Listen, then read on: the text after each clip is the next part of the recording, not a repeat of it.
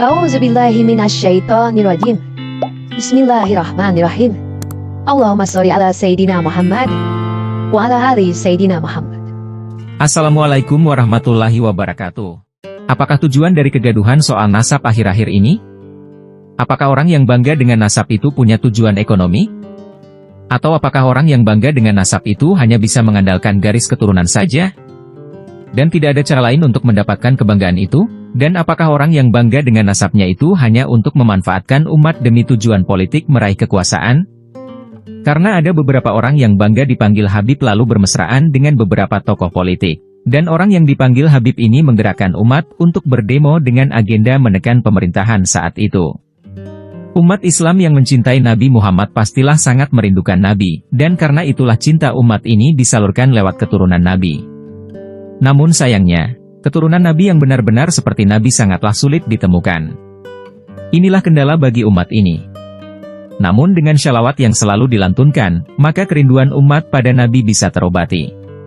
Orang-orang yang bangga dengan garis keturunan bukankah sangat berbahaya? Bukankah hal itu mengundang kesombongan sebagaimana iblis yang sangat bangga dengan zatnya lalu protes kepada Allah kenapa dirinya harus sujud pada Adam yang terbuat dari tanah?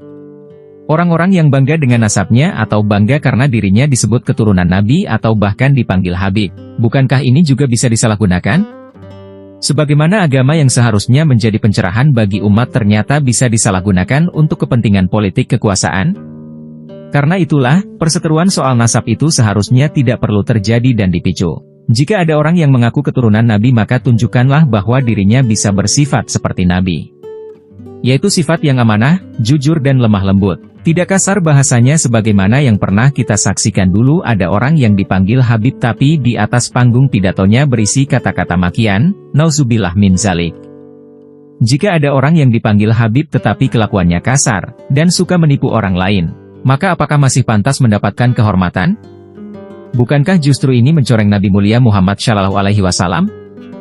Bukankah kalau ada keturunan Nabi yang berbuat zolim justru Nabi akan sangat bersedih?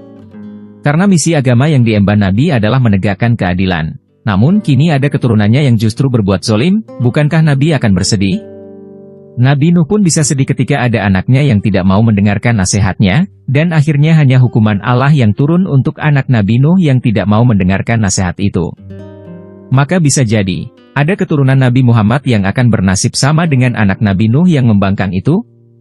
Bangga dengan nasab dan bahkan memanfaatkan nasab itu untuk memanfaatkan umat demi tujuan duniawi, bukankah ini akan membuat Nabi marah? Karena Nabi diutus bukan untuk mengumpulkan uang umat lalu digunakan untuk kesenangan dan kebanggaan diri, tetapi Nabi diutus sebagai rahmatan lil alamin.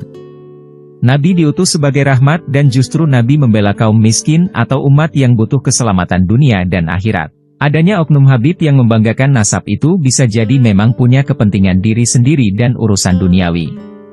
Dengan doktrin yang tidak benar, si oknum Habib ini atau keturunan ulama pun misalnya, bisa membodohi umat. Sehingga umat itu mau mengeluarkan duitnya untuk si oknum Habib ini dengan dalih untuk mendapatkan berkah.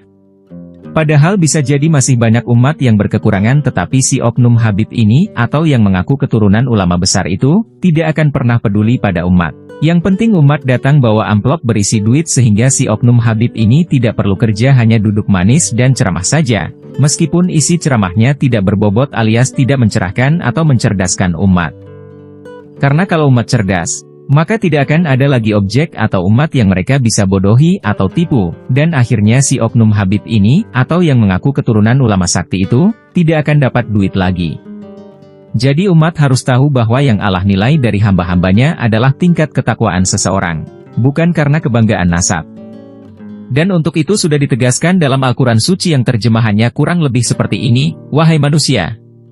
Sungguh, kami telah menciptakan kamu dari seorang laki-laki dan seorang perempuan. Kemudian kami jadikan kamu berbangsa-bangsa dan bersuku-suku agar kamu saling mengenal. Sesungguhnya yang paling mulia di antara kamu di sisi Allah ialah orang yang paling bertakwa. Sungguh, Allah Maha Mengetahui, Maha Teliti.